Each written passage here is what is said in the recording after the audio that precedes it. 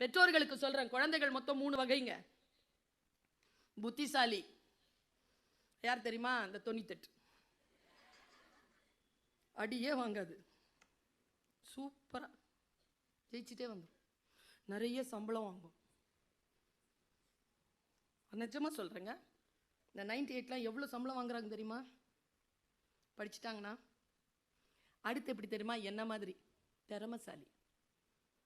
Okay, படிச்சிடும், அடி வாங்காது, ஆடும் பாடும் பேசும், ஜெயிச்சிரும், தோக்காது. 3வது கேட்டகரி ஒன்று இருக்குது, புலி மூட்டைன்னு பேர் இதுக்கு. அது புத்திசாலியாகவும் இருக்காது, திறமைசாலியாகவும் இருக்காது.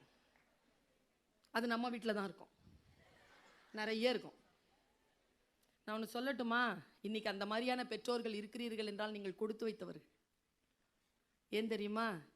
இந்த புத்திசாலிகளையும் திறமைசாலிகளையும் நிர்வகிக்கின்ற நிர்வாகிகள் அவர்கள்தான். Have faith on them. Have faith on them. ஒருவேளை அவர்கள் மீனாக பிறந்திருக்கலாம், நீங்கள் மலையேறம் சொல்லி தந்து கொண்டிருக்கிறீர்கள். அவர்கள் மலையேற மாட்டார்கள். ஆனால் கடல் அவர்களுக்கு வாய்க்கின்ற பொழுது உங்களுடைய எலி குஞ்சும் உங்களுடைய மீன் குஞ்சுக்கு முன்னால் தோற்று போகும்.